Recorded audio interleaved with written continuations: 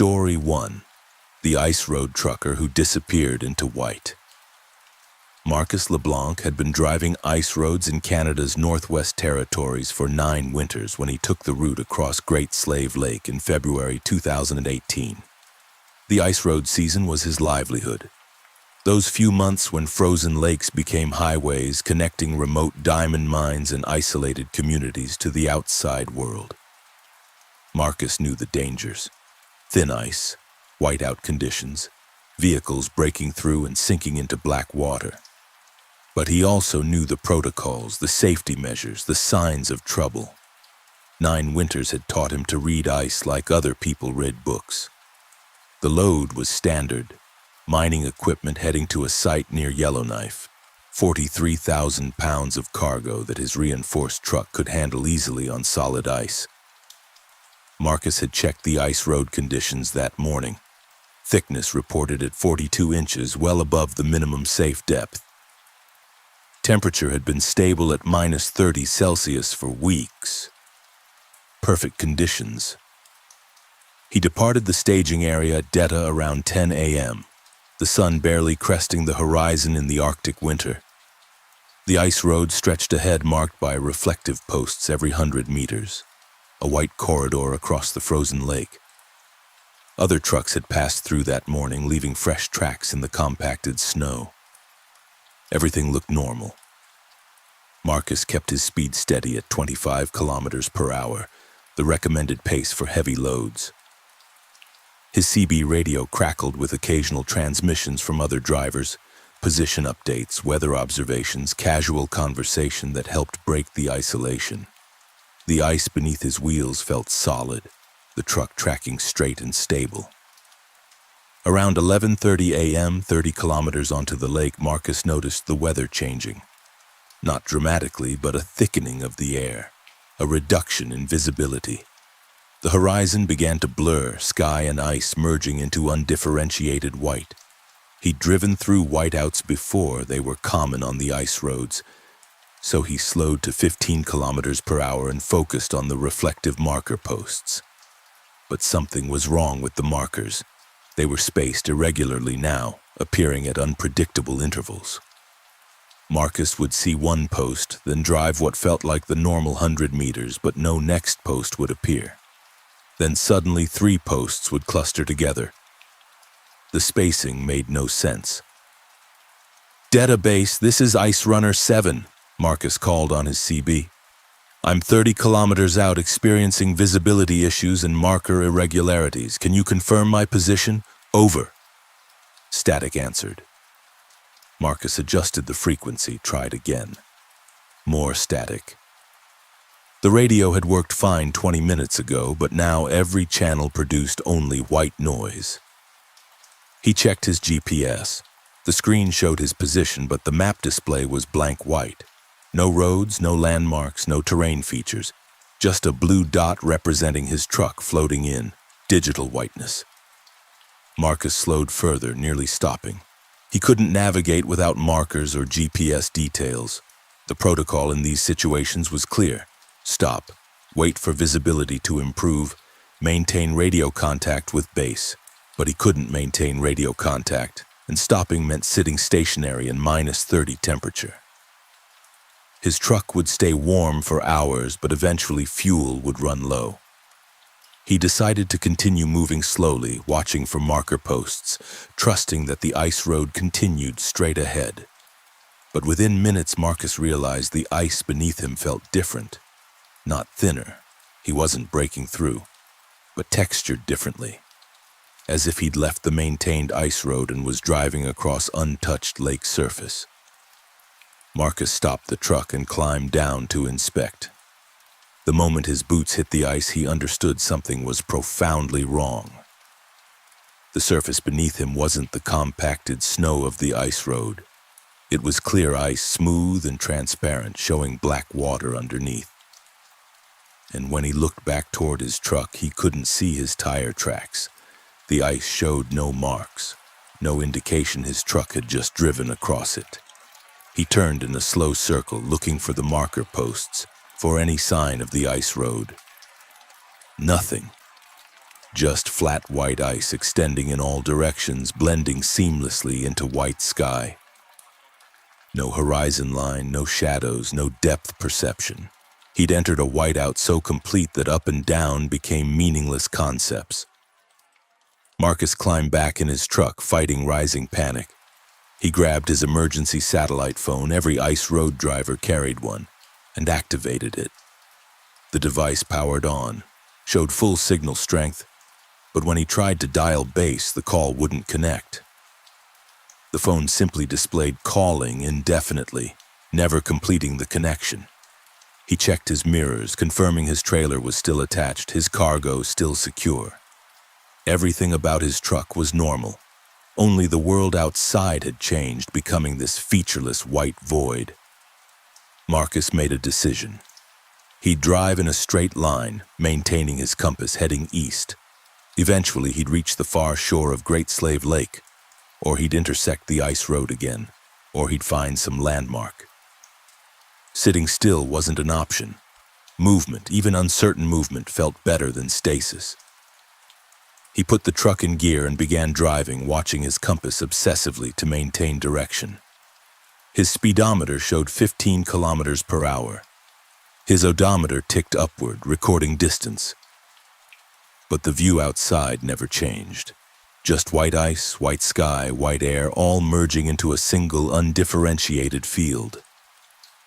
After what his clock said was 30 minutes, Marcus should have covered 7 or 8 kilometers. At that distance, even in whiteout conditions, he should have reached either shore or crossed back over the ice road. Great Slave Lake was 40 kilometers wide at this point. He'd already been 30 kilometers out when the whiteout started, meaning he had at most 10 kilometers before reaching land. But the whiteness continued. Marcus drove for another 30 minutes, then an hour. His odometer showed he'd traveled 25 kilometers since the whiteout started, which should have carried him completely across the lake and onto land. Yet he remained surrounded by featureless ice. Marcus stopped the truck again, checking all his instruments. Fuel, 3/4 tank. Engine, normal temperature. Compass, still pointing east. Clock, 1:47 p.m. He'd been in the whiteout for over 2 hours. His GPS still showed the blue dot, still floating in blank white space. He climbed out of the truck again, this time walking away from it to see if distance provided any perspective. 20 paces away, he turned back. His truck sat there, solid and real, its red paint vivid against the white background. But it cast no shadow despite the sun being up somewhere. And when Marcus looked at the ice beneath his feet, he saw his reflection. Not a vague dark shape, but a perfect mirror image, as if he were standing on glass above an infinite white void. Marcus walked back to his truck and climbed inside, his hands shaking from more than cold.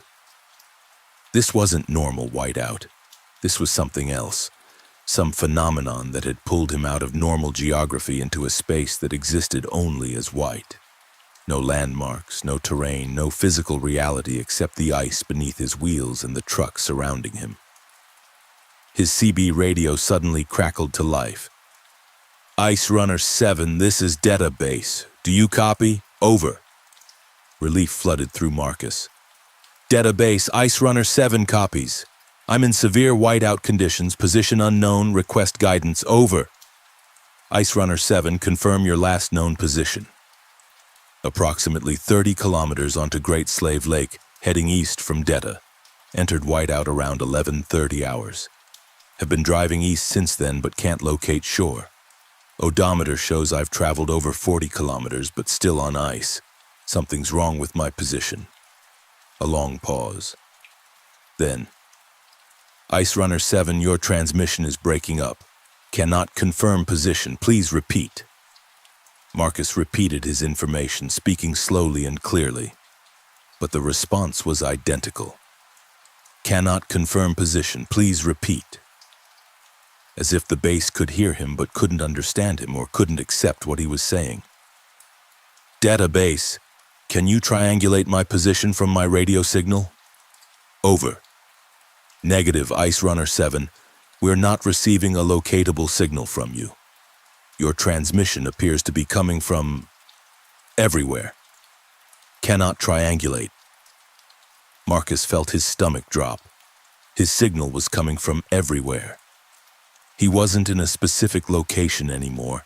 He'd somehow left the geography that allowed for position and location. The radio crackled again, but this time the voice was different.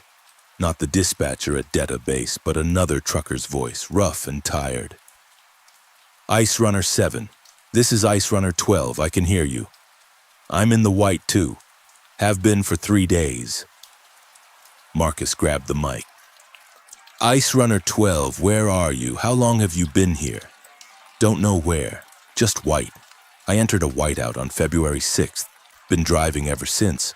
Fuel gauge doesn't go down. Odometer keeps climbing, but the white never ends. February 6th. That was 4 days ago. Marcus checked his calendar. Today was February 10th. Ice Runner 12, have you tried stopping? Tried walking away from your truck? Tried everything. Nothing changes, the white just is. I think we drove into some kind of gap, a place between places. The ice roads cross these big lakes, right? Big empty spaces. Maybe in winter when everything's frozen and white, sometimes the emptiness becomes too empty. Becomes a void, and we fell into it. The theory was insane, but Marcus had no better explanation. The ice road had been there, solid and real, and then it wasn't. Replaced by infinite white that allowed forward movement but led nowhere. Is there a way out? Marcus asked. I don't know. I'm still looking, but I've met others. Heard them on the CB. There's at least 6 of us in here. All ice road truckers, all entered whiteouts, all trapped in the white. We drive and drive and drive, but there's no destination. Just distance without arrival. Over the next hours, Marcus made contact with 5 other truckers, all experiencing the same phenomenon. Some had been in the white for days. One claimed to have been driving for 2 weeks. All described identical conditions: infinite white ice, functionless GPS, mirrors that showed no tracks, and the persistent sense of being nowhere. They formed a convoy of sorts, communicating via CB, trying to coordinate their movements. Maybe if they all drove in formation, all headed the same direction, they'd accumulate enough combined mass or intention to break through. But coordinating was impossible. None of them could see each other, even when their radios suggested they were meters apart. Marcus drove through the afternoon, though the light never changed. The sun never set. Or perhaps it had set and the whiteness carried its own illumination. Time became as meaningless as position. Around what his clock insisted was 9 p.m., Marcus noticed something in the whiteness ahead. A darkness, not a structure but an absence, a place where the white ended. He drove toward it, accelerating slightly, desperate for any change. The darkness resolved into a storm, not a whiteout but a genuine blizzard, wind, driving snow, reduced visibility but visibility nonetheless. Marcus could see the snow moving, could feel his truck buffeted by wind. It was real weather, natural weather, connected to the physical world. He drove into the storm, and the white shattered around him like glass. Suddenly he could see terrain, shore ahead, trees, rocks, the solid earth beyond the lake. His GPS flickered back to life, showing him 2 kilometers from the eastern shore of Great Slave Lake. His position made sense again. Marcus drove those final 2 kilometers and rolled off the ice road onto land, pulling over at the first safe spot. He sat in his truck, shaking, staring at his instruments. His clock showed 9:24 p.m. He'd been on the ice for 11 hours, but should have crossed in 2 at most. His odometer showed he'd traveled 187 kilometers, impossible distance for a 40-kilometer lake crossing. He grabbed his satellite phone and called Data Base. This time, the connection went through immediately. Data Base, this is Marcus LeBlanc, Ice Runner 7. I just completed crossing. Experienced severe weather conditions and position anomalies. Requesting someone confirm I'm really on the eastern shore.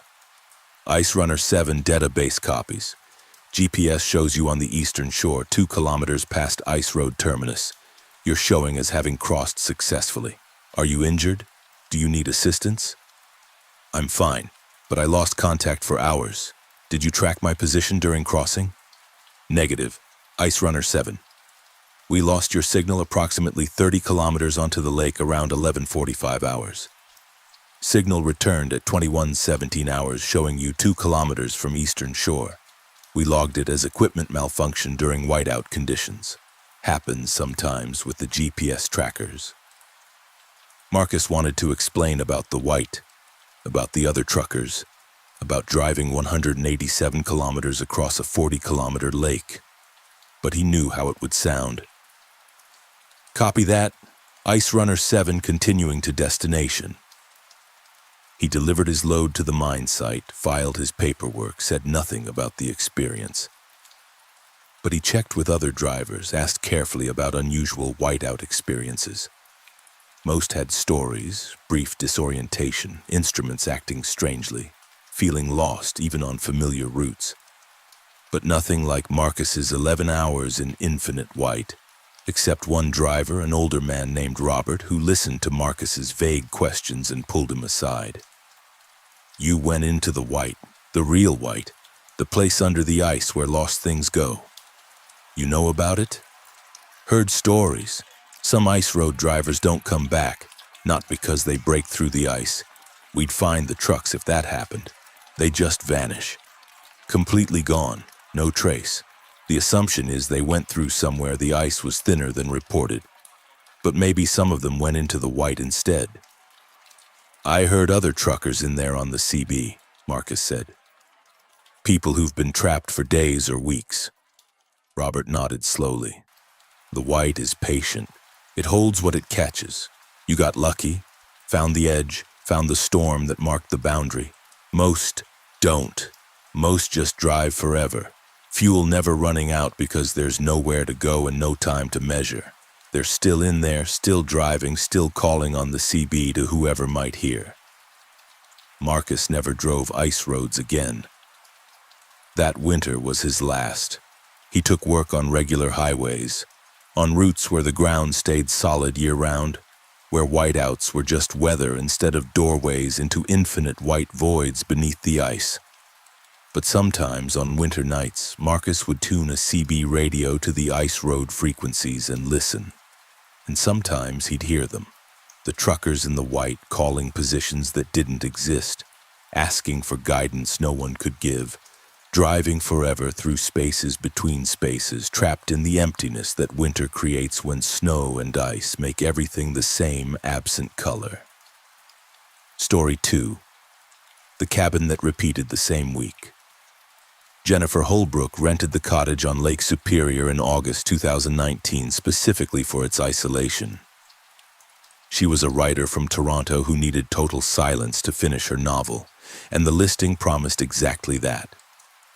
Remote cabin, no neighbors for 5 kilometers, no internet, minimal cell service. 1 week of pure solitude on the north shore of the world's largest freshwater lake. Perfect. The drive from Thunder Bay took 3 hours on progressively smaller roads, the final stretch a rutted dirt track that Jennifer's sedan barely managed. The cabin appeared exactly as the photos showed. Small single-room structure, wood-burning stove, propane refrigerator, solar panels providing minimal electricity. The lake stretched vast and gray beyond a rocky beach, no other buildings visible in any direction. The owner had left a welcome note on the table. Enjoy your stay. Checkout is Saturday at 11 a.m. Please leave the cabin as you found it. Simple enough. Jennifer unpacked her groceries, set up her laptop, and settled into the quiet routine she'd planned. The first 3 days proceeded perfectly. Jennifer wrote during the mornings, hiked the shoreline in the afternoons, read by oil lamp in the evenings. The isolation was exactly what she'd needed. Her novel, which had stalled for months, began flowing again. By Wednesday evening, she'd written over 15,000 words. Thursday morning, Jennifer woke to find something odd. Her word count had reset. The novel document showed the same length it had been on Monday. The 15,000 words she'd added were gone. But her handwritten notes remained, describing scenes she'd written, quoting dialogue she remembered typing. The document had somehow reverted to its Monday version. Jennifer checked her laptop's file history. The document showed as last modified on Monday at 6:47 p.m. But Jennifer distinctly remembered working on it Tuesday, Wednesday, today being Thursday. She must have somehow saved to the wrong file or her laptop had glitched. She spent Thursday rewriting what she could remember, frustrated but assuming a simple technical error. Friday morning, Jennifer woke to find the word count reset again, back to Monday's length.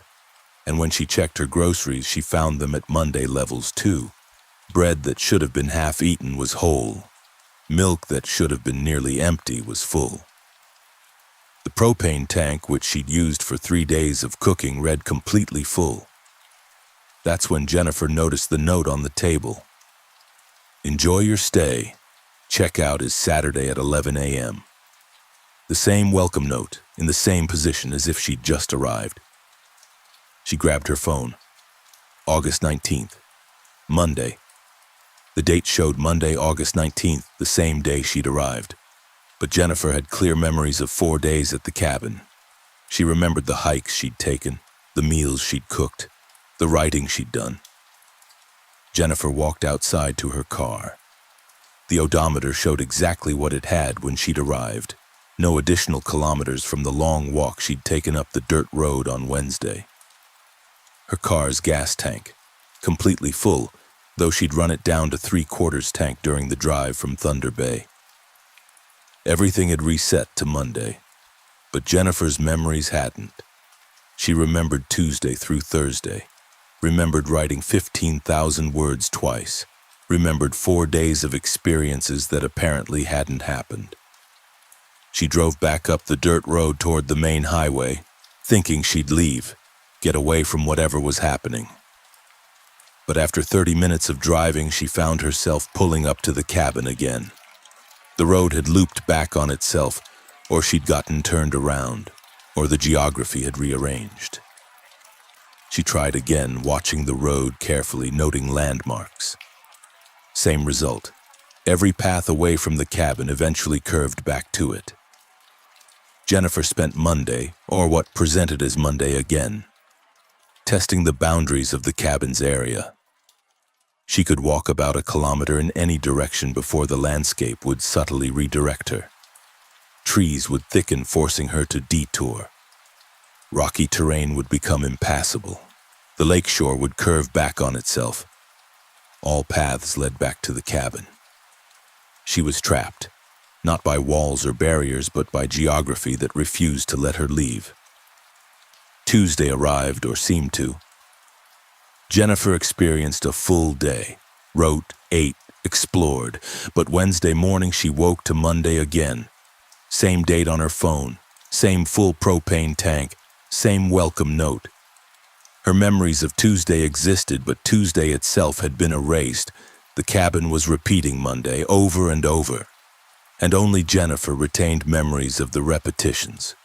She tried everything, left obvious markers, arrangements of rocks, carved messages on trees, items placed conspicuously. They all disappeared, each reset, everything returning to Monday's configuration. She tried staying awake through midnight, thinking maybe the reset happened at day's end.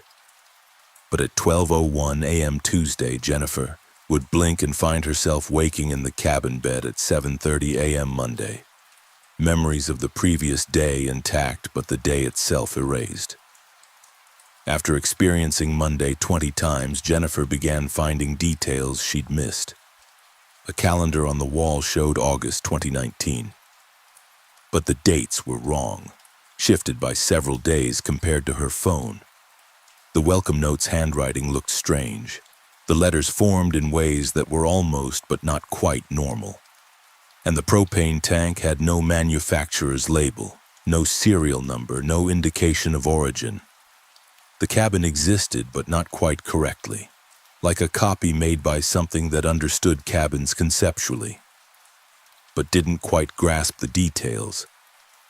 Jennifer tried writing messages to whoever might come after her, warnings, explanations. But the messages disappeared with each reset. She tried deliberately damaging the cabin, thinking destruction might break the loop. But she couldn't. Axes wouldn't bite into walls. Fire wouldn't catch on the wooden structure. The cabin was inviolable. On the 31st repetition of Monday, Jennifer heard something she hadn't noticed before. Voices outside. She looked through the window and saw figures on the beach. People, a family with children setting up for a picnic. Jennifer ran outside, shouting, waving, but the family didn't respond. They went about their picnic preparations, talking and laughing, completely oblivious to Jennifer's presence. She ran up to them, tried to speak directly, even tried to grab their arms. Her hands passed through them like smoke. They were ghosts. Or she was. One or the other wasn't fully real. The family stayed for hours and Jennifer watched them carefully. They kept checking their watches, commenting on the time. Almost 3 p.m. Need to leave by 4:30. Want to be back before dark. Linear time applied to them even though it didn't apply to Jennifer. At 4:15 p.m. exactly, the family packed up and left. Jennifer tried to follow them, but as always, the path curved back to the cabin. And the next morning, Monday morning again, the family was gone. All evidence of them erased. But Jennifer had learned something. Other people could enter this space briefly. They weren't trapped like she was, but they passed through, experienced different times, existed in parallel to Jennifer's endless Monday. She began watching for other visitors. Every 3 or 4 Mondays, someone would appear. Hikers passing through, kayakers stopping at the beach, once a surveyor taking measurements. All of them oblivious to Jennifer, all of them experiencing a different time than she was. On the 47th Monday, Jennifer saw someone who saw her back. A woman in old-fashioned clothing, early 20th century style, standing near the tree line. The woman looked directly at Jennifer and mouthed words. "You're trapped too." Jennifer ran toward her, but the woman faded before she arrived, becoming translucent and then disappearing. But her presence proved Jennifer wasn't alone. Someone else had been trapped here, or was trapped in a different layer of time in the same space. That night, Monday night for the 47th time, Jennifer heard knocking on the cabin door. She opened it to find the woman from the tree line, more solid now in the darkness. "I'm Catherine," the woman said. "I rented this cabin in 1923. I've been here ever since, trapped in July 21st. "How long have you been here?" "I don't know anymore. The same Monday, maybe 50 times, almost 2 months worth of Mondays." "The cabin traps time," Catherine explained, "or it exists in trap time. This location, this structure, something about it makes temporal loops. I've met 4 others over the years. They appear, stay trapped for a while in their own loops, then eventually disappear. I don't know if they escape or fade or die. But I've been here the longest, 96 years of July 21st. Jennifer felt horror at the number, 96 years of the same day. "How are you still sane?" "I'm not really. I exist between lucid periods and periods of absence. Time breaks people the way water breaks rocks." Slowly but completely, Catherine looked at Jennifer with ancient eyes. "You'll fade too eventually. The loop gets weaker each repetition. You'll notice you're less solid, less real. Eventually you become like me, a ghost in your own trapped day, only occasionally substantial enough to interact with the rare others who get trapped." "There has to be a way out," Jennifer said. "There was. Once. The first few days I could have left, but I didn't realize I was trapped until it was too late. The loop strengthened around me. After a certain point, escape becomes impossible. You're woven too deeply into the repeated time." Jennifer spent the next Mondays with Catherine when she appeared. Not every day, but every 5 or 6 Mondays, the loops synchronizing enough for them to interact. Catherine taught her the boundaries of the cabin's temporal prison, showed her the thin places where other times bled through. On the 73rd Monday, Jennifer noticed herself in a mirror and saw what Catherine had warned about. She was fading. Her reflection was less solid, slightly translucent. The loop was consuming her, transforming her from a person trapped in time to a person made of time. She made a final, desperate attempt. On the 88th Monday, when a group of hikers passed through, Jennifer tried with all her will to become visible to them. She screamed, she grabbed at them, she threw rocks through their bodies. And for just a moment, one of them paused. "Did you hear something?" the hiker asked his companions. "Just wind," another replied. But he'd heard something. Jennifer's existence had touched normal reality briefly. She followed them as they hiked, away, forcing herself to remain focused on them rather than the cabin. The landscape tried to redirect her as always, but she pushed through, maintaining her awareness of the hikers. She walked for what felt like hours, every step requiring immense concentration. The cabin pulled at her, the loop trying to reassert itself, but Jennifer kept moving, kept following the hikers. And then, abruptly, she was on a normal hiking trail. The hikers ahead looked solid, completely real. Jennifer looked back and couldn't see the cabin anymore. Just forest, ordinary and real. She'd escaped. By walking beyond the loop's ability to hold her, by focusing on linear time instead of her trapped Monday, Jennifer had broken free. She stumbled onto the highway 2 days later, disoriented and exhausted. Her phone showed August 20. Only 3 days had passed in the outside world, though Jennifer had experienced 90 Mondays. She'd aged 3 days while living through over 3 months. Jennifer drove back to Toronto and tried to report her experience. But she had no proof. No rental records existed for a cabin at that location. The property owner she'd paid through an online platform didn't exist. The listing had vanished from the rental site. As far as any official record showed, Jennifer had simply disappeared for 3 days. But Jennifer remembered every Monday. And she remembered Catherine, still trapped in July 21st, 1923, a ghost made of repeated time, waiting in a cabin that existed in the gaps where days got stuck and replayed forever.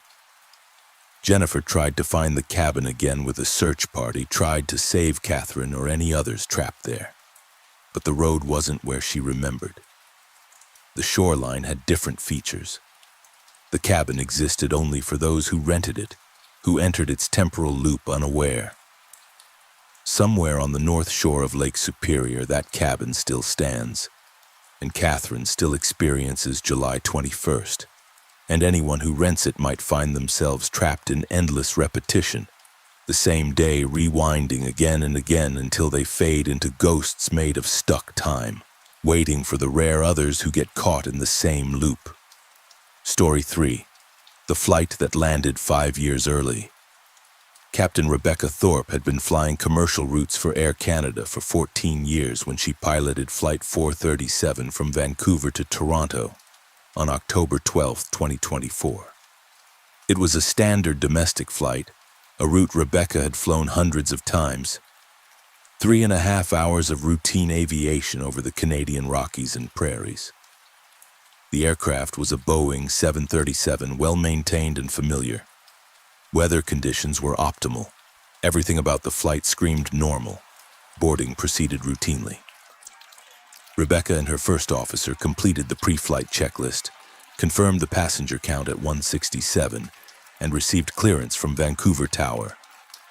Flight 437 pushed back from the gate at 1:15 p.m. Pacific Time, taxied to runway, and took off, smoothly at 1:33 p.m. The initial climb was textbook. Rebecca leveled off at cruising altitude of 38,000 feet at 1:47 p.m., engaged autopilot, and settled into the monitoring routine that constituted most of modern commercial aviation. Her first officer, Michael Reyes, handled radio communications with air traffic control. Everything proceeded exactly as it had on thousands of previous flights. Around 2:20 p.m., crossing over the Rockies, Rebecca noticed something odd. The clouds below them looked wrong, not the formation or pattern, but the color. They had a faint golden tinge as if lit by sunset, despite it being mid-afternoon. She mentioned it to Michael, who agreed they looked unusual but wasn't concerned. Probably just particular ice crystals or atmospheric conditions. At 2:45 p.m., Rebecca tried to check their position with Calgary Center Air Traffic Control. Calgary Center, Air Canada 437, requesting position confirmation. No response. She tried again. Still no response. Michael tried on backup radio. Nothing but static. "We've lost contact with ATC," Michael said, checking the radio systems. "Equipment shows functional, but we're not receiving anything." Rebecca checked the GPS navigation. It showed their position as impossible. According to the GPS, they were exactly where they should be geographically, but the date displayed was October 12, 2019. 5 years in the past. "That's a software glitch," Rebecca said. "The GPS date got corrupted somehow. Don't worry about it." But when Michael checked his personal phone, it showed the same date, October 12, 2019. So did Rebecca's phone. So did the aircraft's time system. Every clock, every calendar, every digital system on the plane insisted it was 2019. "We're experiencing some kind of electromagnetic anomaly," Rebecca decided, "something affecting all our timekeeping systems. We'll continue on course and re-establish contact with ATC when we're past whatever's causing this." The flight continued eastward. But as minutes passed, Rebecca noticed more anomalies. The terrain below, when visible through cloud breaks, looked subtly different. Cities that should have shown certain development patterns looked less developed. Calgary, when they passed over it, had a skyline missing several buildings Rebecca knew had been completed by 2024. "Michael, look at Calgary. Does that look right to you?"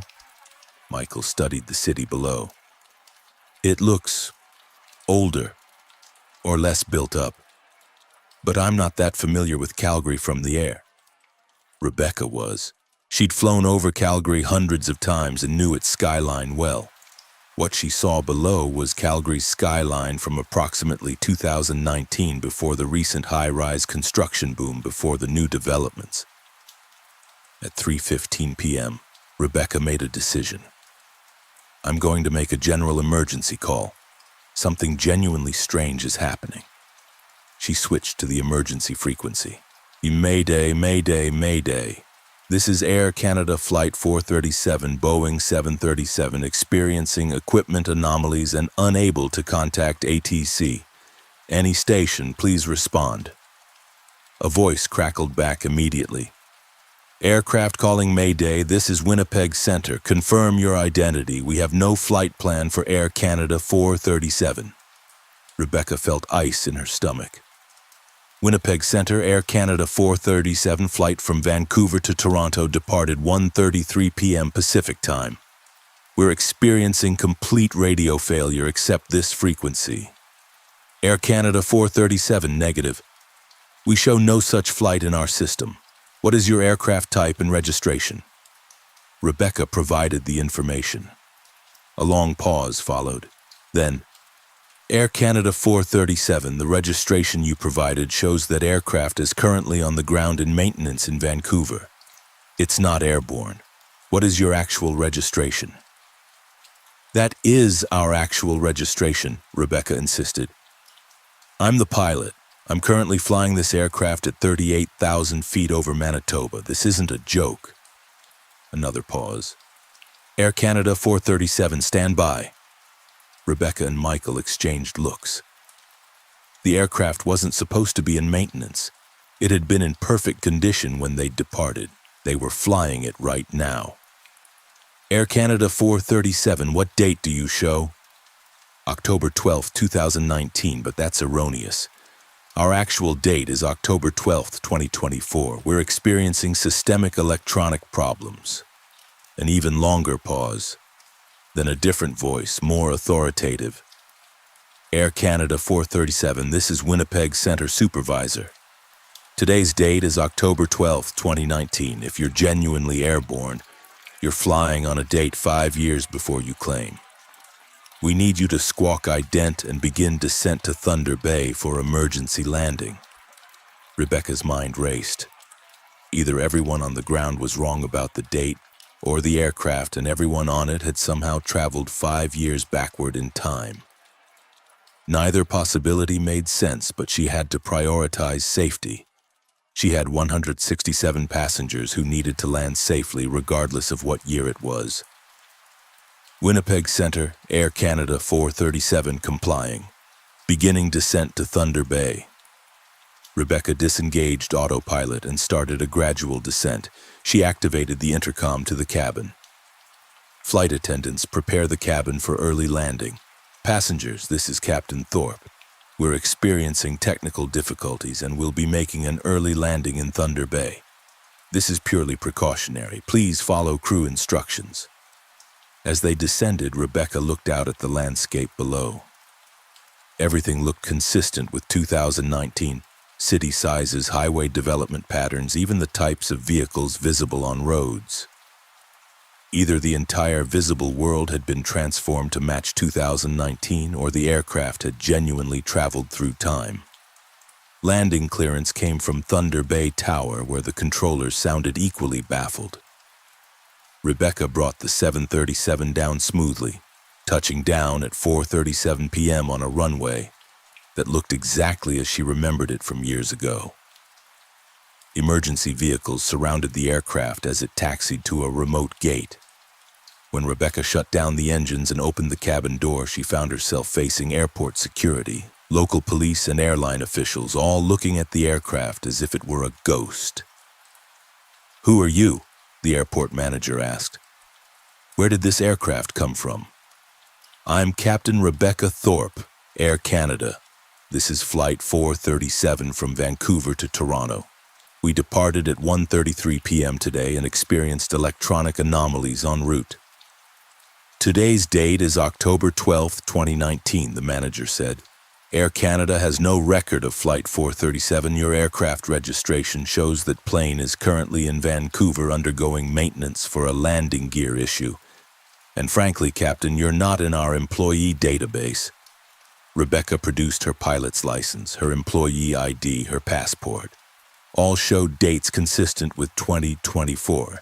Issuance dates, expiration dates, renewal stamps. "These are my credentials. I've been flying for Air Canada since 2010. I don't understand what's happening any more than you do." The passengers were deplaning now, equally confused. They had smartphones showing 2024 dates, photos and messages from 2024, apps and software that didn't exist in 2019. The flight attendants had identical documentation problems. Employee records that didn't exist, certifications from years in the future. Over the following hours, the impossible situation became undeniable. The aircraft was real and physical, matching the registration of a plane currently sitting in Vancouver maintenance. The passengers and crew were real people, many of whom existed in 2019 as younger versions of themselves. Rebecca Thorpe existed in 2019 as a slightly younger pilot flying different routes. "You're duplicates," a government official eventually explained, "or time travelers or something. The aircraft and everyone on it appear to have somehow arrived in 2019 from 2024. We've never encountered anything like this." "How is this possible?" Rebecca asked. "We don't know. We have physicists en route from universities trying to figure it out. But the evidence is undeniable. Your aircraft has technology that didn't exist in 2019. Software versions, hardware components, manufacturing dates stamped on parts. Your passengers have 5 years of memories that haven't happened yet. You're from the future." The implications crashed over Rebecca. She existed in 2 places simultaneously. here in 2019 as a time-displaced pilot, and also in 2019 as her younger self flying other routes. Everyone on the aircraft was doubled, existing both as their current selves and as their past selves. "What happens to us?" one of the passengers asked. "Do we just live through the next 5 years again?" "We don't know," the official admitted. "This is unprecedented. We're consulting ethicists, physicists, government ministers. In the meantime, everyone from Flight 437 will need to remain in quarantine while we figure this out." Days turned into weeks. The passengers and crew of Flight 437 remained in government custody, not as prisoners but as temporal anomalies requiring study and protection. Physicists examined the aircraft, finding evidence of passage through what they theorized was a chronoton field, a hypothetical pocket of distorted space-time that might explain the temporal displacement. "The best theory," one physicist explained, "is that your flight passed through a region where time had fractured. Like a crack in reality. You slipped through that crack from 2024 to 2019. The crack may have been caused by unusual solar activity or quantum fluctuations or something we don't understand yet." "Can we go back?" Rebecca asked. "Unknown. We're trying to locate where the temporal crack might be, but we're working with theories that were speculative even in..." The physicist paused awkwardly. "Even in your time." Rebecca was given a choice. Try to reintegrate into 2019 society under a new identity, or remain in protective custody. Most passengers chose reintegration, carefully documented and monitored by government programs. Rebecca chose to stay involved with the investigation, working with scientists to understand what had happened. She met her younger self once, carefully arranged by government officials. The 2019 Rebecca Thorpe sat across from her 2024 displaced counterpart, the two versions of the same person staring at each other. "This is impossible," 2019 Rebecca said. "I know," 2024 Rebecca replied. "I'm you from 5 years ahead. I've lived through the next 5 years and then somehow flew backward to now. What should I know? What happens?" "I can't tell you. The government officials made me promise not to share specific information, temporal contamination concerns. But I can say, you'll be okay. We'll be okay. Whatever happens, you become me and I'm still here, still flying, still alive." They talked for hours, comparing memories, confirming their identity. It was both surreal and obvious. They were clearly the same person, separated by 5 years of experience. As months passed, the investigation continued. The displaced passengers gradually integrated into 2019 society, living lives parallel to their past selves. Rebecca took a desk job with the Temporal Investigation Program, helping analyze the flight's data.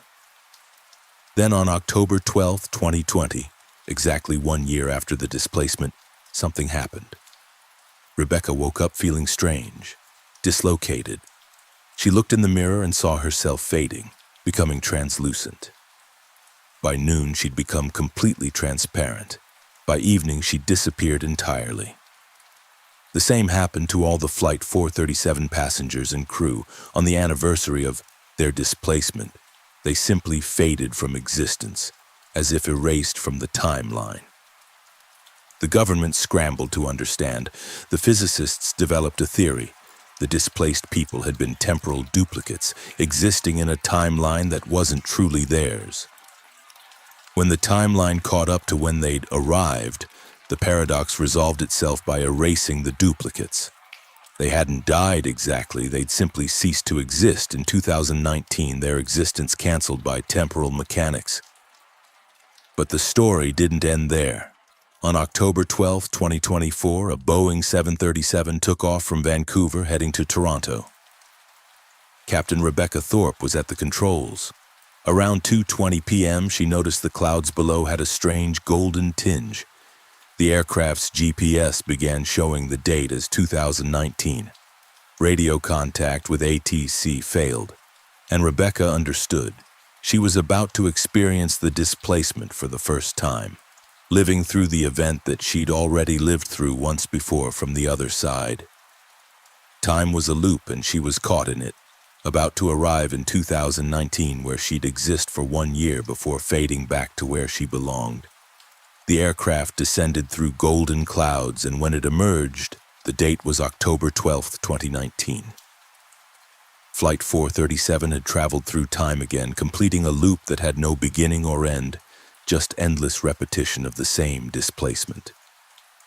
Rebecca landed in Thunder Bay, went through the same confusion, met her younger self again, and lived through the year knowing she'd disappear at the end. And when she faded on October 12, 2020, she found herself back in the cockpit on October 12, 2024, completing the takeoff, approaching the golden clouds. She was trapped in a temporal loop, eternally flying from 2024 to 2019, existing for 1 year before disappearing back to the moment before displacement.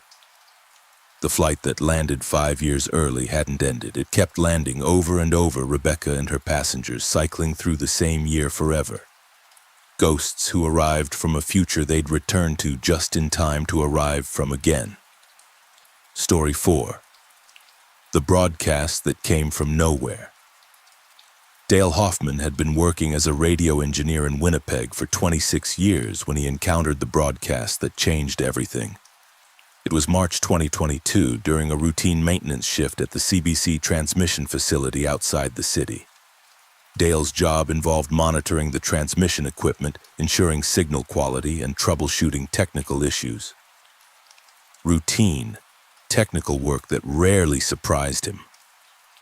Around 2:30 a.m., Dale noticed something odd on the spectrum analyzer, a signal on a frequency that should have been empty. Canadian radio spectrum was tightly regulated. Every frequency was allocated and monitored. Empty frequencies stayed empty. But there it was. A strong, clear signal on 97.3 FM, a frequency currently unlicensed in the Winnipeg area. Dale tuned a receiver to the frequency and heard music playing. Old music, early, 1960s style, followed by a voice. "You're listening to CKWM Winnipeg's Voice to the World. It's 2:35 a.m., March 18, 1962. Dale checked the date, March 18, 2022. The broadcast claimed to be from exactly 60 years in the past. He assumed it was a prank or an unlicensed pirate station running a nostalgic format. Such things happened occasionally. Someone would set up illegal broadcasting equipment, and Dale would have to report it to regulatory authorities. He made note of the frequency and continued listening to gather evidence. But the broadcast continued in ways that seemed too elaborate for a simple prank. It ran commercials for businesses that hadn't existed in decades. News reports about events from 1962, weather forecasts for that date 60 years ago. The production quality was perfect, not modern recordings trying to sound old, but genuinely old recordings with the audio characteristics of 1962-era equipment. Dale tried to triangulate the signal's origin using directional antennas. The results made no sense. The signal seemed to be coming from everywhere and nowhere, as if it were being broadcast from the air itself rather than from a specific transmission point. He called his supervisor at home, explaining the situation. The supervisor initially dismissed it as interference or atmospheric conditions, but agreed to come in when Dale insisted the signal was too strong and clear to be random noise. When the supervisor arrived around 3:15 a.m., the broadcast was still going. They listened together as CKWM played songs from 1962, ran advertisements for products long discontinued, gave news updates about John Glenn's recent orbital flight. Everything was temporally consistent with March 1962. "This is elaborate," the supervisor admitted. "Too elaborate for a typical pirate station. Let me make some calls." Over the next hour, they contacted other radio engineers across Manitoba. All confirmed receiving the same signal on 97.3 FM.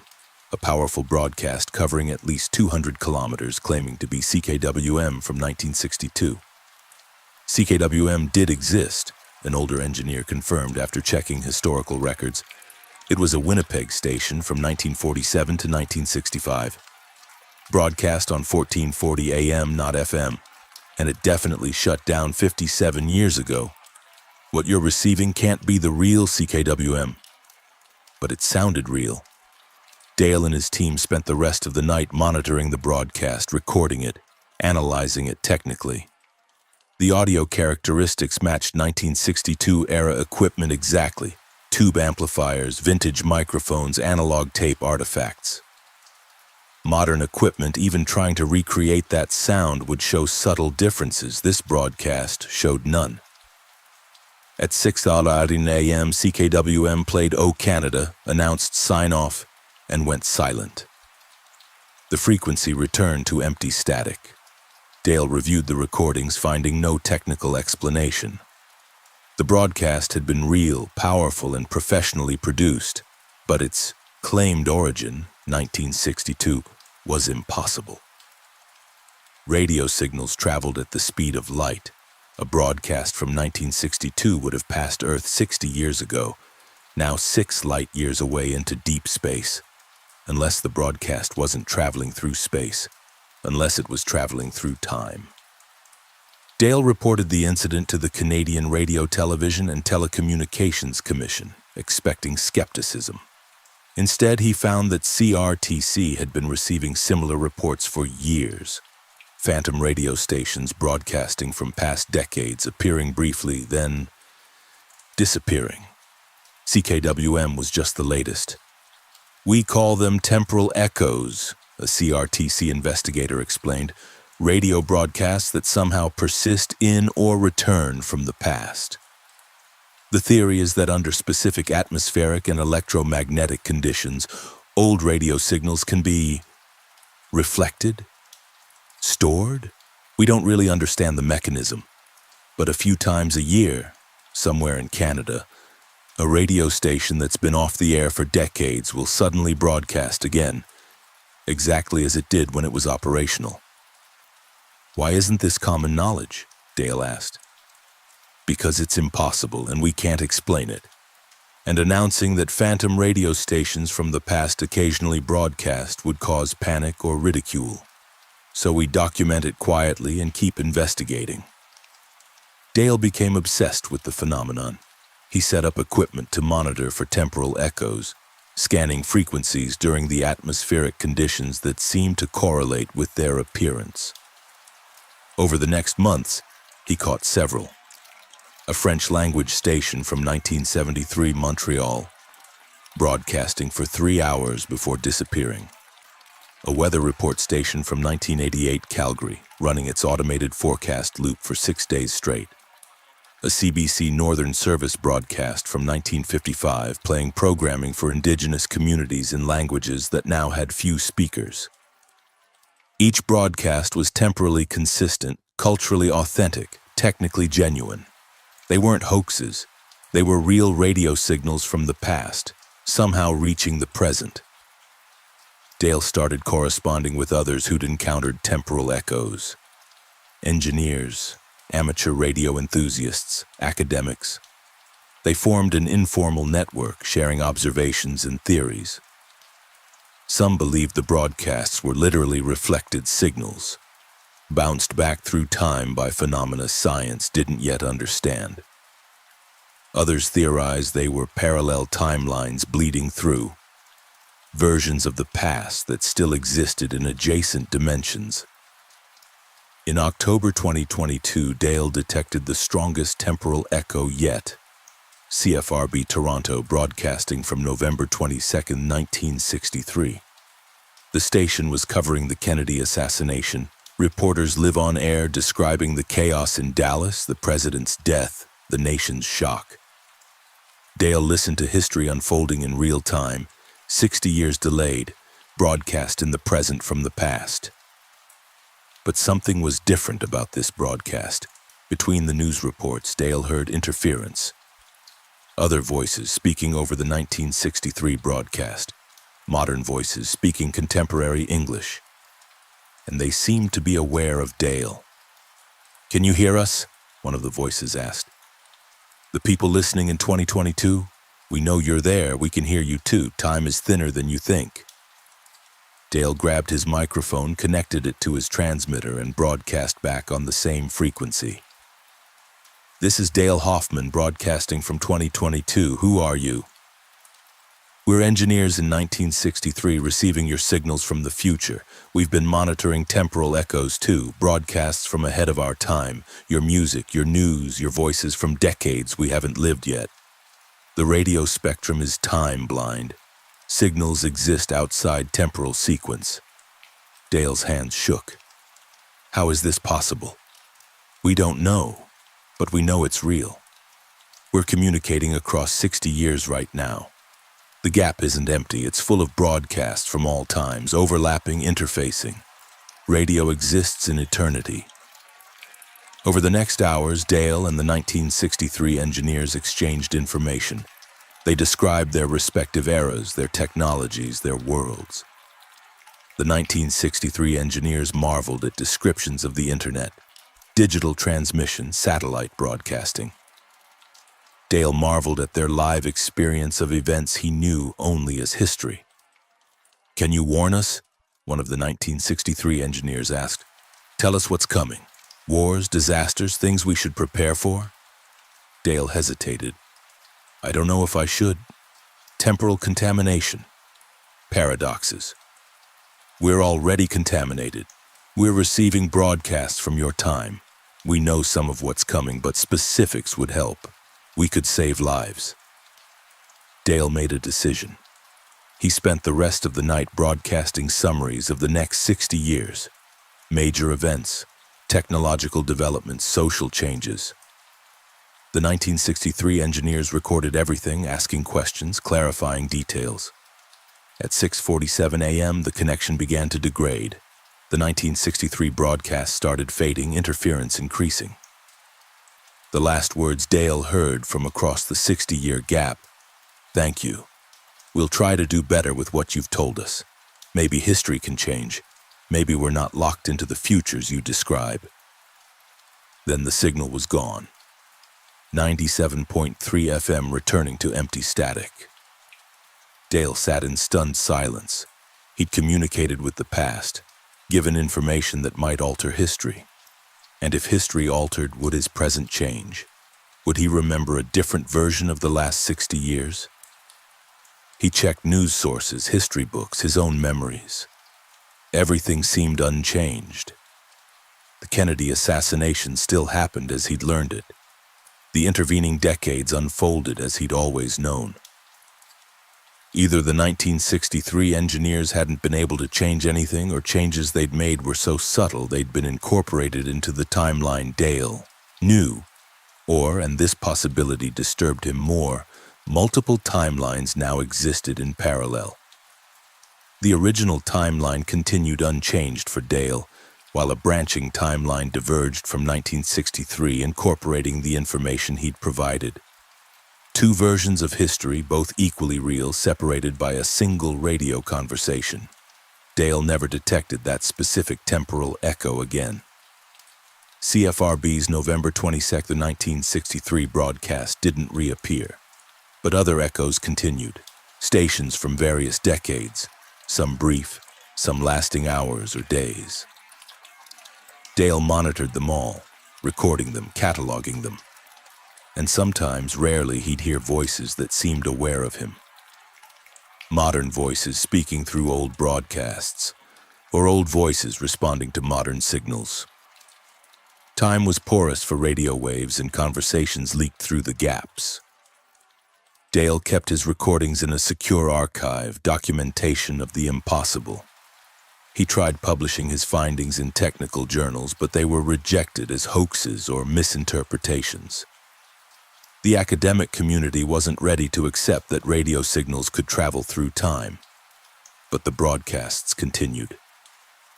And in March 2023, exactly 1 year after the first CKWM temporal echo, Dale detected it again. 97.3 FM playing 1962 music and news, claiming to be Winnipeg's voice to the world.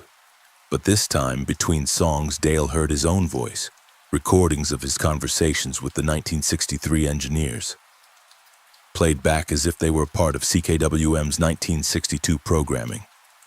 His present had become someone's past. The broadcasts existed in a loop. Dale heard voices from 1962 communicated with voices from 1963. And now his 2022 broadcasts were being received by someone in an even later year, all of them speaking across time through radio waves that transcended temporal sequence. Dale understood then that he hadn't just encountered a phenomenon, he'd become part of it. His voice was now in the temporal echo network, broadcasting from 2022 to whenever, wherever the signals might be received. He was simultaneously the listener and the broadcast, receiving from the past and transmitting to the future, trapped in a cycle of voices speaking across years that collapsed into eternal present on the radio spectrum. The broadcast that came from nowhere had come from everywhere and everywhen, and Dale Hoffman had become one of its voices, speaking and being heard across gaps time couldn't close, because radio waves traveled faster than time's ability to separate them.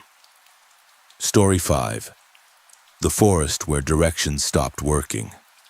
Martin Rusk had been working as a forestry technician in northern Saskatchewan for 11 years when he entered the section of boreal forest that changed his understanding of geography. It was June 2020, during the height of pandemic isolation, and Martin was conducting a routine timber survey in a remote area 70 kilometers north of La Ronge. The assignment was straightforward: assess tree health and density in a 20 square kilometer section, collect GPS coordinates, mark sample plots for future monitoring. Martin had surveyed forests across Saskatchewan and knew the terrain well: black spruce, jack pine, muskeg wetlands, and countless lakes. Navigating boreal forest required attention to detail. Trees looked similar, landmarks were sparse, but Martin was experienced. He carried GPS, compass, maps, and satellite phone. Getting lost wasn't a serious concern. He entered the survey area at 8 a.m., marking his starting point with flagging tape. The forest looked normal: dense coniferous trees, thick moss underfoot, the perpetual damp smell of northern woodland.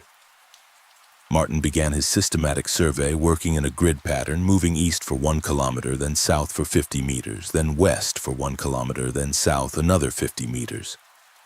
The zigzag pattern would cover the entire area efficiently. Around 10:30 a.m., Martin noticed something odd. He'd been walking east for 20 minutes, which should have carried him at least 1 kilometer.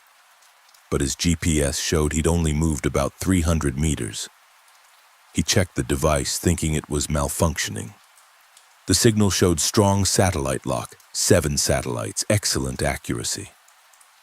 But the distance didn't match his walking time.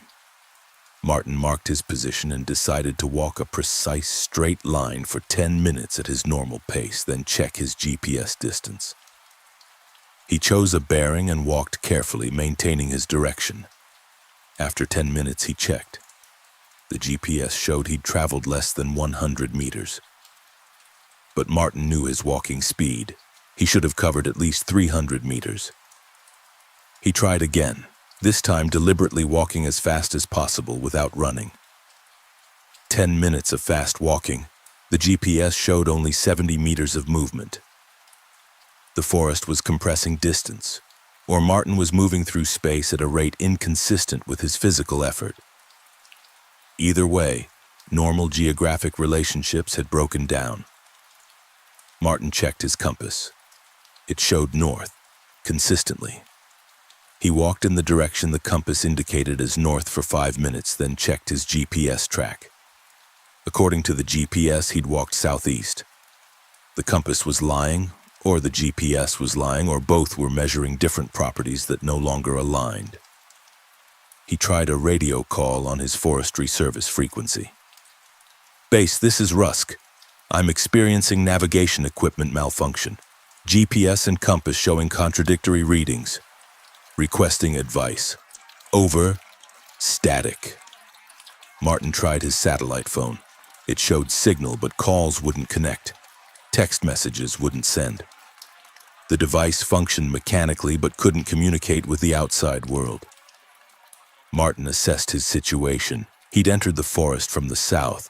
Walking south should eventually return him to his vehicle, even if his navigation equipment was malfunctioning. He didn't need GPS or compass to follow one consistent direction. He chose a tree in the distance and walked toward it. Reached it. Chose another tree in what should be the same direction. Walked to it. Repeated this process dozens of times, maintaining as straight a line as possible. After what he estimated was 3 hours of walking, Martin should have exited the forest. The survey area was only 20 square kilometers. Walking in any consistent direction for 3 hours would carry him out, back to roads or lakes or clearings he'd recognize. But the forest continued unchanging. Same black spruce, same jack pine, same moss-covered ground. No landmarks, no variation, no edges. Martin stopped and thought carefully. If directions weren't working, then traditional navigation was impossible. But he could still perceive relative position. He could mark where he'd been and avoid walking in circles. He began leaving obvious markers, breaking branches, carving arrows into tree bark, piling rocks. Then he walked in what felt like a straight line for 30 minutes. When he looked back, he couldn't see his markers. The forest showed no signs of his passing. He walked back, or what should have been back, to his markers. They weren't there. The trees he'd marked weren't marked. Martin tried to find them for an hour, but the forest had erased all his evidence. Panic started gnawing at his composure. He forced himself to stay calm, to think logically. He had food and water for 3 days. He had survival gear. Getting lost wasn't immediately dangerous. Martin tried a different approach, moving in spirals. He'd spiral outward from a central point, gradually widening his search. Eventually, he'd intersect the forest edge or encounter something recognizable. He walked in spirals for hours. The forest remained identical and infinite. No edges, no landmarks, no changes, just endless boreal woodland that looked the same in all directions. Around 7:12 p.m., Martin heard something. Another person's voice. He ran toward the sound and found a clearing where a woman sat beside a small fire. She looked up as Martin approached, her expression showing resignation rather than surprise. "You're lost too," she said. "How long have you been here?" Martin asked. "I don't know. My phone says 3 days, but I've slept at least 7 or 8 times. Time doesn't match up." "I'm Emma Tsosi. I was doing wildlife research tracking caribou populations. Entered this section of forest 4 days ago, or 7 sleeps ago, and couldn't find my way out." Martin introduced himself and explained his experience. Emma nodded along, familiar with every detail. "It's the same for everyone who gets caught here. Directions stop working, distance gets compressed or expanded randomly. You can walk for hours and end up meters from where you started, or walk for minutes and somehow travel kilometers. The forest has its own geometry that doesn't match regular space." "Everyone?" Martin asked. "There are others. I've met 3. They're scattered through the forest, each trapped. We try to stay together, but moving toward each other doesn't always work. You can see someone in the distance and walk toward them for hours without getting closer. Space is broken here." Martin sat by Emma's fire, trying to absorb this. "How do we get out?" "I don't know. The others have been here longer. One claims 6 months, though his perception of time is probably distorted. They've tried everything. Walking in formations, staying still and waiting, following animal paths. Nothing consistently works." They talked through the evening, sharing their experiences. Emma showed Martin her GPS track log, a tangled scribble that looped back on itself impossibly, showing her walking through areas she'd already walked through, being in multiple locations simultaneously. The forest isn't normal space, Emma theorized. It's folded or curved in ways that break regular geometry. We're still in 3 dimensions, but those dimensions are arranged wrong. East can curve back to west. North can fold into south. You walk in a straight line, but the line itself is bent through higher dimensions you can't perceive. Martin asked about supplies. Emma had been rationing food, supplementing with berries and edible plants. Water was plentiful. Small streams ran through the forest, always accessible within short walks. Survival wasn't the immediate threat. The threat was psychological, being trapped in infinite, unchanging forest with no exit. That night, Martin slept fitfully, and when he woke, Emma was gone. Her campsite remained, fire pit, gear, evidence of her presence. But Emma herself had disappeared. Martin called for her, searched the surrounding area. No trace. He was alone again in the geometrically impossible forest. Days blurred together. Martin walked, rested, ate, survived. He encountered other trapped people occasionally. A hunter who'd been there for what he claimed was 2 years. A geology student who'd entered the forest the same week as Martin. A Parks Canada employee who couldn't remember how long she'd been trapped. Each meeting was brief. People would appear, talk for hours or days, then vanish when Martin wasn't looking. He began to understand the forest's properties through observation and conversation. Time moved inconsistently. His phone and watch showed contradictory durations. Sleep cycles didn't align with daily progression. Distance was non-Euclidean. Walking toward a visible landmark could increase the distance to it. Direction was relative rather than absolute. North wasn't a consistent direction but changed based on observer position. People could be in the same forest but unable to interact consistently. Proximity didn't guarantee meeting. Martin developed strategies to cope. He stopped trying to navigate and simply existed, moving when he wanted, staying when he didn't. He marked time by sleep cycles rather than days. He gathered food and maintained mental exercises to avoid losing himself in the unchanging environment. On what Martin counted as his 47th sleep, he found a structure, a fire tower, old and wooden, rising above the trees. He'd walked past this location dozens of times without seeing it, but now it was here, solid and real. Martin climbed the tower. From the top, he could see the forest extending infinitely in all directions. But he also saw something else, patterns in the canopy. The trees weren't randomly arranged. They formed geometric shapes, spirals, fractals, patterns that suggested intelligence or design. And in the distance, Martin saw a break in the trees. Not a clearing, but an absence, a place where the forest simply stopped, revealing something beyond. He descended the tower and walked toward the absence. The forest resisted, curving his path away from it. But Martin persisted, forcing himself to move in the direction of the absence even when his senses insisted he was moving tangentially. After hours of fighting the forest's geometry, Martin reached the edge and saw that beyond the edge was nothing. Not wilderness or civilization, but genuine nothing. A white void where space ended. The forest wasn't contained in Saskatchewan. It wasn't contained in Canada or Earth or any recognizable reality. It existed in its own pocket of space, adjacent to but separate from normal geography. Martin stood at the edge, staring into the void. He could step forward off the edge of the forest and fall into nothing.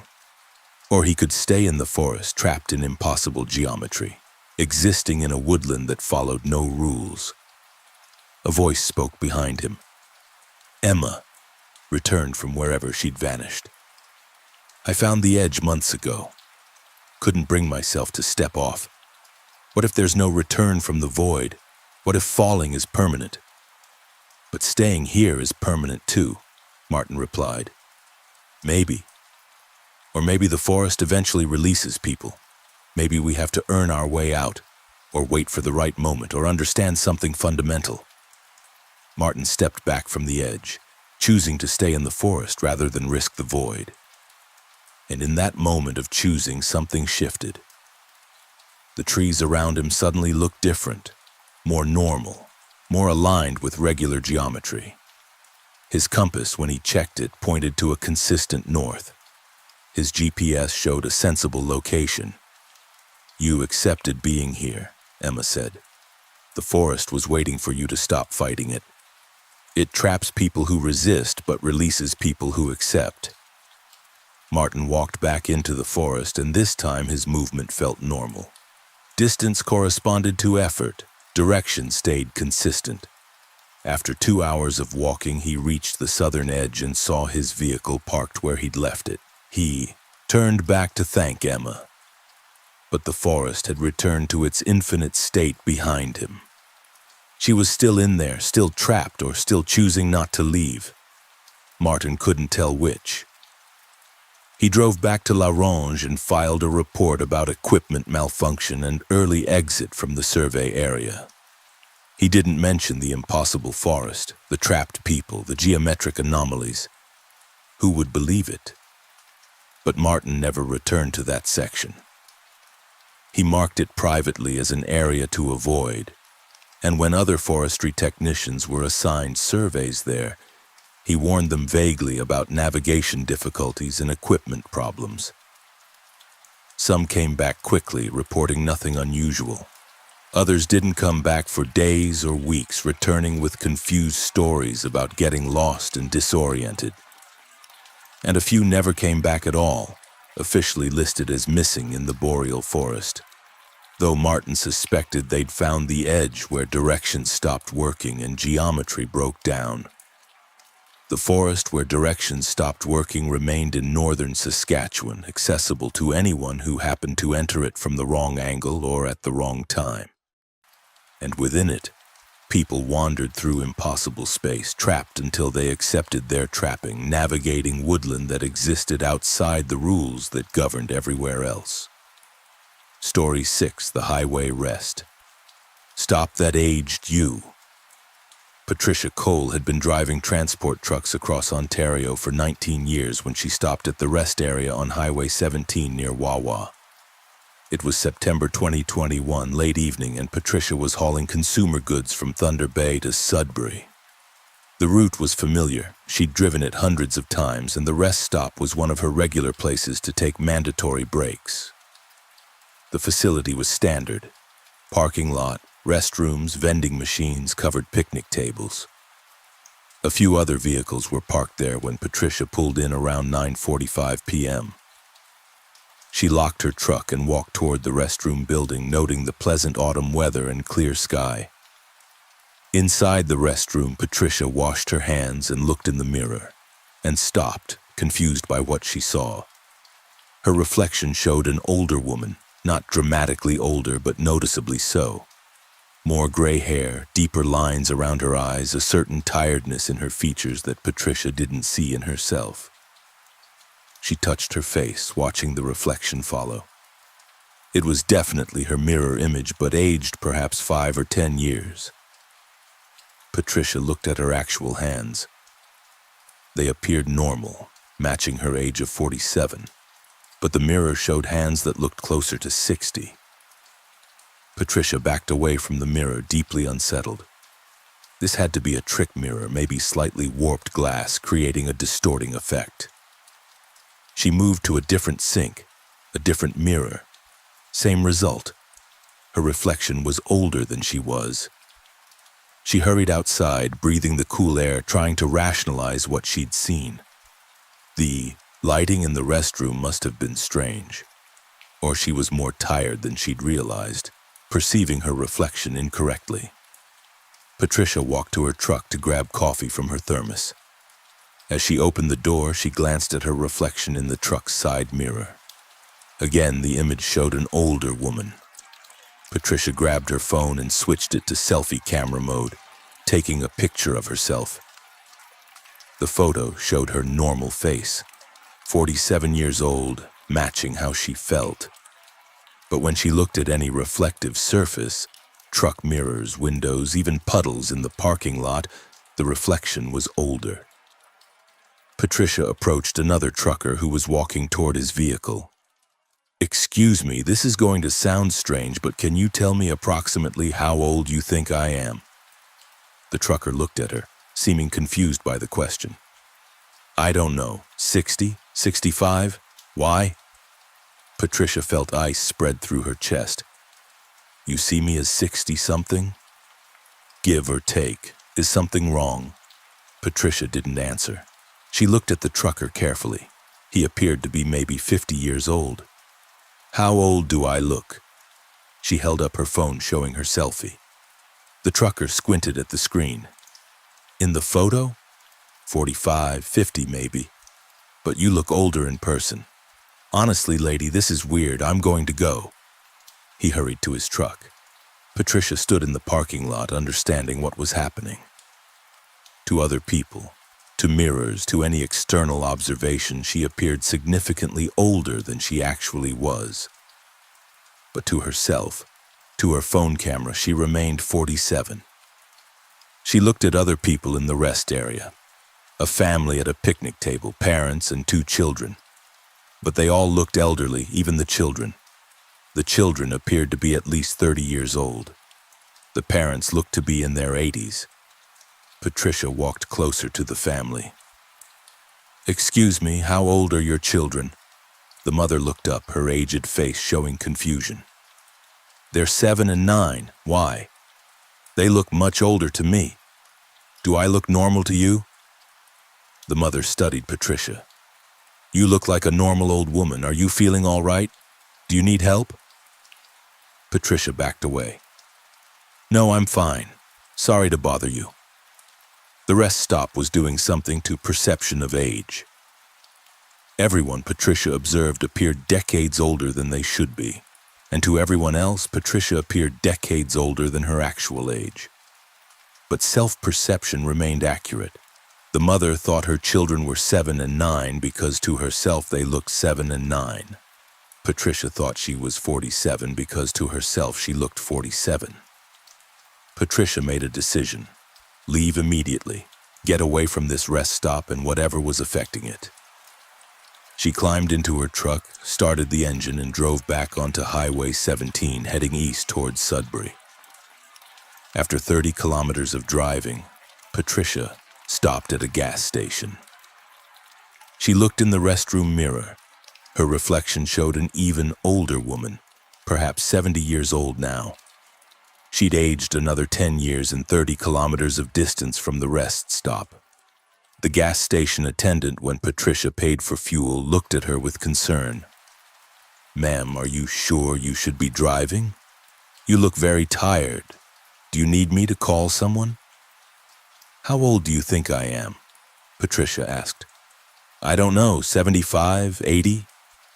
I'm just concerned because long-distance driving at your age." Patricia left without explaining. Back in her truck, she checked her phone selfies. She still looked 47 in photos, but every mirror, every reflection, every other person's perception showed someone decades older. And it was getting worse. Patricia pulled over at another rest area 50 kilometers farther and checked again. Her reflection now showed a woman in her 90s, bent and frail. She'd aged 50 years in the 2 hours since leaving the original rest stop. Patricia called her dispatcher, explaining she needed to end her route due to a medical emergency. The dispatcher's voice showed alarm. "Patricia, you sound different. Are you having a stroke? Your voice sounds much weaker." "Do I sound like an old woman?" Patricia asked. "You sound like yourself, but older? I don't know how to describe it. Please get medical help immediately." Patricia drove herself to the nearest hospital in Marathon. The emergency room staff reacted with shock when she walked in. "Ma'am, how did you drive yourself here? You need to sit down immediately." They rushed her to examination, treating her like a patient in her 90s. The doctor checked her vitals and looked baffled. "Your blood pressure, heart rate, All your physical indicators suggest you're middle-aged. But you look... I honestly don't know how to chart your appearance. It's inconsistent with your health metrics. I stopped at a rest area, Patricia explained, on Highway 17 near Wawa. After that, everyone started perceiving me as much older than I am. And it's getting worse. I'm aging to external observation even though I don't feel different. The doctor ordered tests, blood work, CT scan, neurological examination. Everything came back normal for a woman in her late 40s. But Patricia's appearance, to everyone who looked at her, continued aging. By midnight, hospital staff perceived her as being perhaps 100 years old. Nurses spoke to her in the elevated, simplified tones used for patients with dementia. "You're experiencing a perceptual anomaly," a consulting neurologist eventually concluded. "Everyone who observes you perceives advanced age, but your actual biological age remains consistent. This might be a mass hallucination or some kind of field effect you're emitting." "Is it going to kill me?" Patricia asked. "I don't think so. Your body is healthy. It's only the perception that's affected." But Patricia noticed something the doctors didn't. She was starting to feel older. Her joints ached more. Her breathing took more effort. The disconnect between her actual age and perceived age was beginning to collapse. Her body was conforming to how others saw her. By morning, Patricia felt genuinely elderly. She looked at her hands, the actual hands, not the reflection, and saw age spots, wrinkles, the physical signs of being 90+ years old. The phenomenon had moved beyond perception. It was now physically transforming her. "I need to go back," Patricia told the doctors, "to the rest stop. Maybe returning will reverse this." They advised against it, but couldn't legally prevent her from leaving. Patricia called a taxi. She could no longer safely drive, and had the driver take her back to the rest stop near Wawa, a 2-hour journey. The taxi driver kept glancing at her in the rearview mirror. "Ma'am, are you sure you're well enough for this trip?" "I have to try something," Patricia said, her voice now genuinely thin and aged. They reached the rest stop around 10 a.m. Patricia paid the driver and asked him to wait. She walked, slowly with the careful steps of genuine old age, into the rest area and toward the restroom building. Inside, she looked in the mirror. Her reflection showed a woman perhaps 95 years old. She looked at her actual hands. They matched the reflection now. The aging had become real. Patricia walked back outside and sat at a picnic table, thinking through what had happened. The rest stop had somehow initiated an aging process, not biological aging, but perceptual aging that gradually became physical. She'd aged approximately 50 years in 12 hours. Other vehicles were in the parking lot. Patricia watched a young man, maybe 25, walk toward the restroom. He emerged 5 minutes later looking confused and walked to his car mirrors to check his reflection. Patricia recognized the reaction. He was seeing himself aged. She approached him. "You see yourself older in the mirrors?" "Yes, how did you know? What's happening?"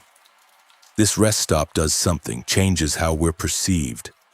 I stopped here last night and I've aged 50 years since then. You need to leave immediately and get as far away as possible." The young man looked terrified. "How do I stop it?" "I don't know. I came back thinking return might reverse it, but it hasn't. I'm still aging." They compared experiences. The young man's reflection showed him about 10 years older, mid-30s. His actual appearance hadn't changed yet. "Maybe it's cumulative," Patricia theorized. "The longer you stay away after leaving, the more the aging catches up to you. I drove hours away and let it progress. You just saw the initial effect. Leave now. Stay close to here geographically.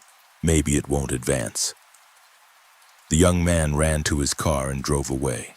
Patricia sat alone, feeling the weight of her suddenly elderly body. She looked at other people entering and leaving the rest stop. Most seemed unaffected. They came and went normally, no signs of aging. But a few showed the telltale confusion, the checking of mirrors, the disbelief at their reflections. The phenomenon was selective. It affected some people but not others. Patricia couldn't discern a pattern. She called the taxi driver back and asked to be taken to Wawa's small research station. She'd heard there was one associated with the University of Toronto. Perhaps someone there could help document and understand this. At the research station, a graduate student listened to Patricia's explanation with visible skepticism, until Patricia showed her sequence of selfies. The photos clearly showed Patricia looking 47. But to the graduate student's eyes, Patricia appeared to be over 100. "This is impossible," the student said. "But I'm seeing it. You're two different ages simultaneously." They spent the afternoon running tests and documenting Patricia's condition. By evening, Patricia could barely move. She felt genuinely ancient, her body failing in ways consistent with extreme old age. The graduate student called in a medical team. "She's experiencing what appears to be rapid aging syndrome," a doctor explained. "Her telomeres are shortening in real time. Her cellular structure is deteriorating. She's dying of old age despite having been middle-aged yesterday." Patricia was admitted to Thunder Bay Hospital, where physicians could only watch her decline. Her biological age advanced steadily. By that evening, medical tests suggested she was biologically 110 years old. By midnight, 120. At 2:47 a.m. on September 24th, Patricia Cole died of what was officially listed as extreme premature aging, cause unknown. She was 47 years old chronologically, but had aged nearly 80 years in less than 30 hours. After her death, researchers investigated the rest stop. They found elevated levels of localized radiation, not enough to be dangerous but unusual. Some theorized the rest stop sat on geological formations that emitted temporal radiation, particles that affected biological aging processes in susceptible individuals. Others thought it was curse or quantum anomaly. The rest stop remained open. Most people used it without effect. But warnings were quietly posted for truckers and travelers. If you notice unusual changes after stopping there, seek medical attention immediately and return to the location. Patricia's case was filed as an X-file in Canadian medical databases. A woman who aged decades and hours after stopping at a highway rest area, whose appearance diverged from reality until reality caught up catastrophically.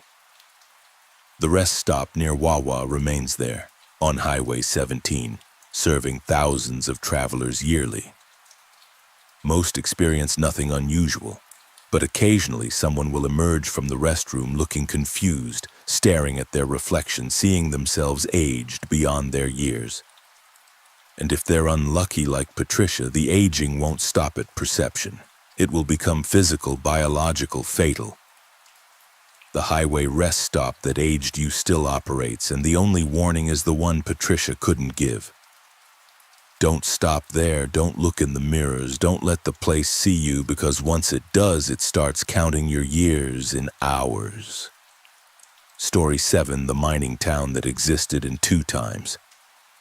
Frank Sutherland had been working as a geological surveyor in northern Quebec for 28 years when he found the town that shouldn't exist. It was May 2023, and Frank was conducting mineral surveys for a mining company in the James Bay region, hundreds of kilometers from the nearest settlement. The area was supposed to be completely uninhabited, virgin wilderness with no human infrastructure. But on his survey's 3rd day, Frank's equipment detected metal signatures consistent with buildings. Not geological deposits, but refined metals and patterns suggesting human construction. His ground-penetrating radar showed structural foundations, roads, organized development. A town. Frank checked historical records on his satellite-linked computer. No settlements had ever existed in this location. No mining operations, no indigenous communities, no exploration camps. The area should be empty. But the instrument readings were clear and strong. Something was there. Frank decided to investigate physically, hiking 3 kilometers through boreal forest toward the center of the metal signatures, and emerged into a town. Not ruins or abandoned buildings, but an active settlement. Frank stood at the forest edge, staring at streets, houses, a main commercial area with shops and vehicles.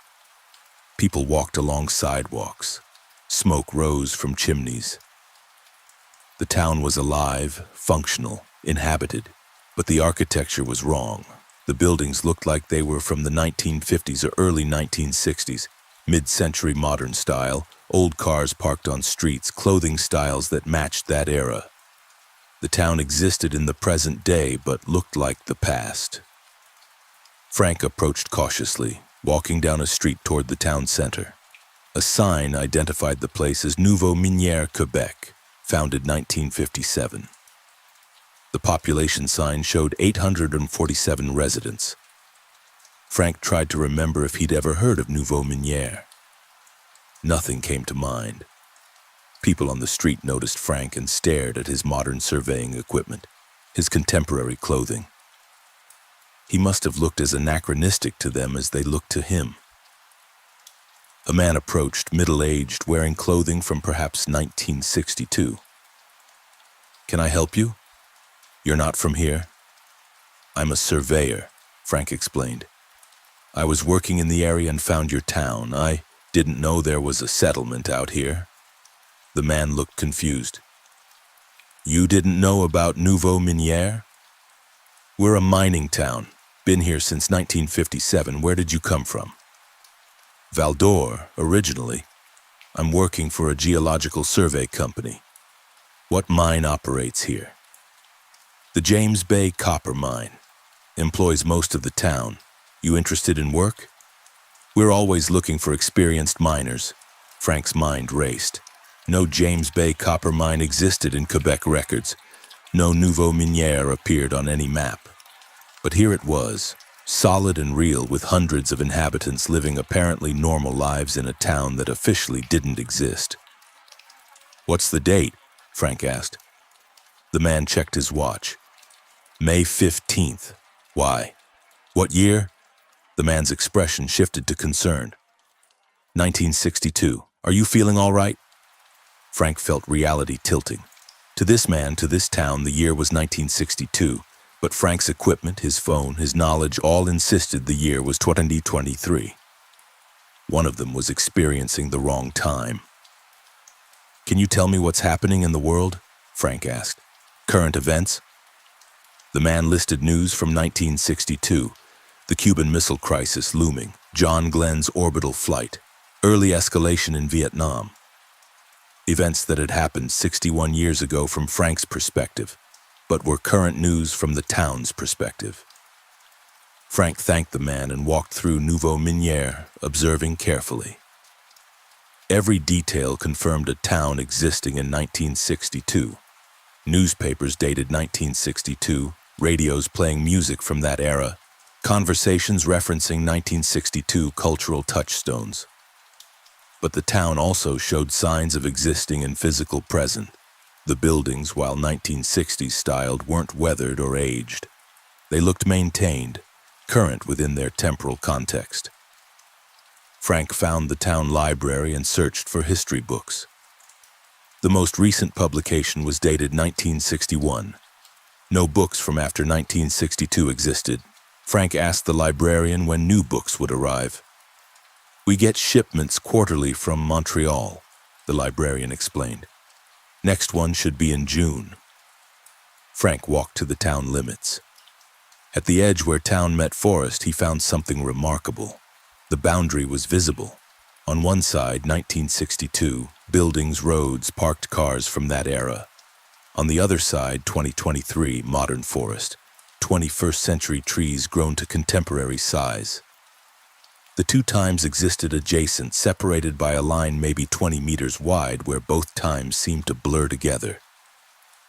Frank crossed the boundary back into 2023 forest. He turned and looked at the town. From this side, it appeared ghostly, translucent, as if not fully real.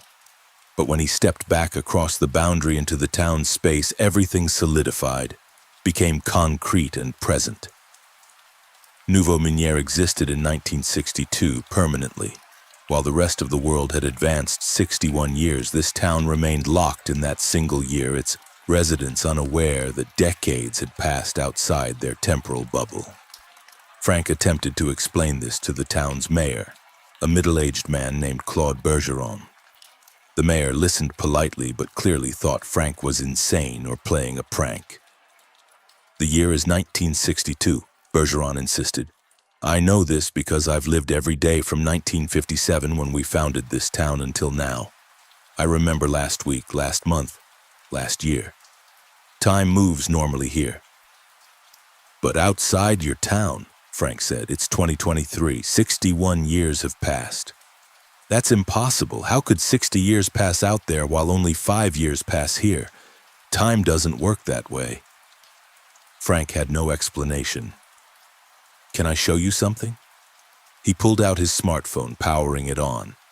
The device's technology would be impossible in 1962.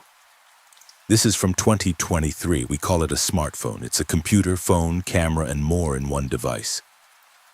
Bergeron examined the phone, clearly fascinated and disturbed.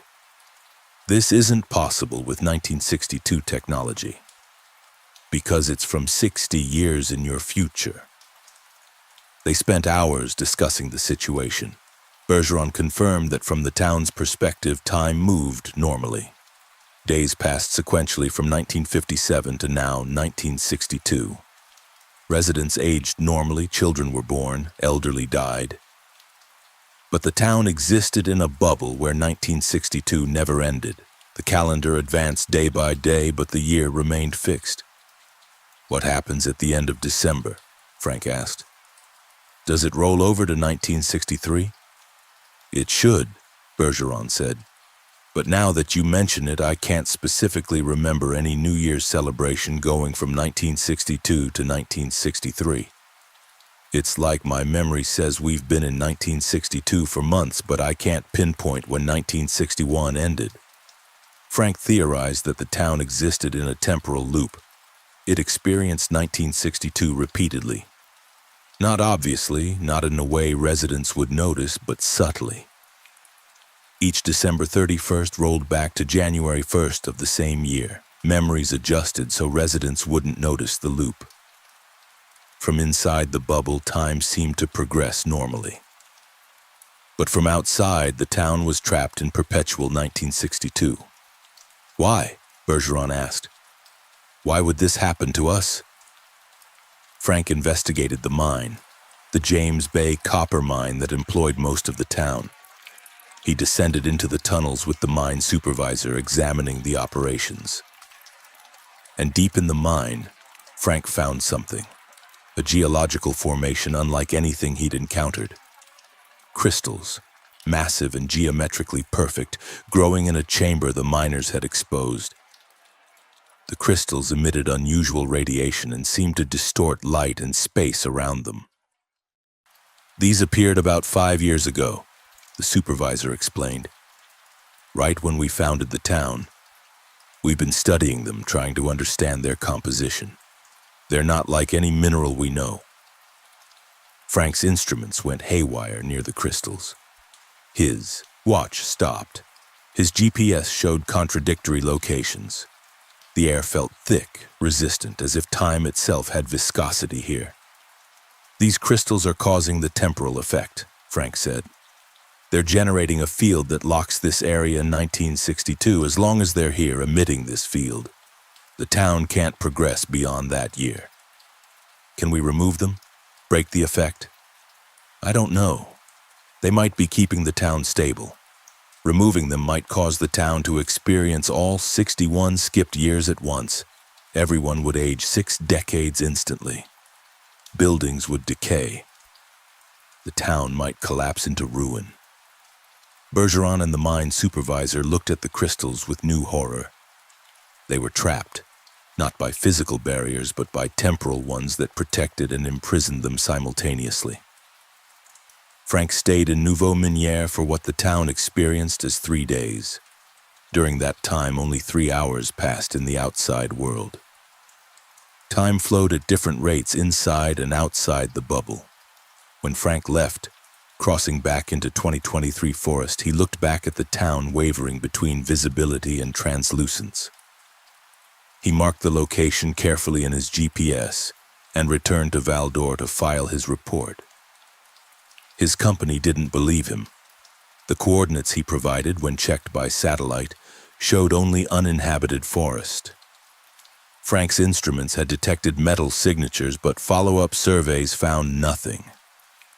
The town existed only for those who entered its temporal field directly. Frank returned multiple times over the following months. Each visit, the town insisted it was 1962, always 1962, never advancing, never acknowledging the loop. Residents didn't remember Frank's previous visits. Each time he had to re-explain the temporal situation to Mayor Bergeron, who'd forgotten their previous conversations when the year looped back. Frank documented everything: photographs, videos, interviews with residents. But when he left the temporal field, his digital files would corrupt. Only physical notes survived, handwritten descriptions that couldn't be independently verified. The mining town that existed in 2 times became Frank's obsession. He spent years visiting, studying the crystals, trying to understand the mechanism. He proposed ways to break the loop, removing the crystals, suppressing their radiation, evacuating the town before destabilizing the field. But he never acted on these proposals, because the residents of Nouveau-Minière, while trapped, were also protected. Outside the bubble, decades passed, but inside, no one aged beyond 1962. They existed in a preserved moment, unaware of their imprisonment. Frank grew older, 56, then 63, then 70. Each time he visited Nouveau-Minière, the residents were unchanged. The man who'd first greeted him remained middle-aged in 1962. Children remained children. The town was a snapshot, eternal and unchanging. In 2031, when Frank was 75 years old, he made a final decision. He entered Nouveau-Minière, crossed the temporal boundary one last time, and stayed. He took up residence in the town, accepting a job at the mine, integrating into the community. For Frank, it was 2031 and he was elderly. But for Nouveau-Minière, it was 1962 and Frank was whatever age he appeared to be to them. The temporal field adjusted his perception and others' perception of him. Within days, Frank felt younger, his arthritis fading, his energy returning. The town's eternal 1962 was reversing his age, locking him into its preserved moment. Frank spent his remaining years, or perhaps his eternal years, in Nouveau-Minière, Quebec. A town that existed in 2 times, physically present in 2023 and beyond, temporally locked in 1962, inhabited by people who would never age, never leave, never know that the world outside had moved on for decades while they remained suspended in a single year, protected by crystals deep in a mine that bent time into loops from which there was no escape, only endless repetition of the same year, the same days, the same moments forever and ever, 1962 without end.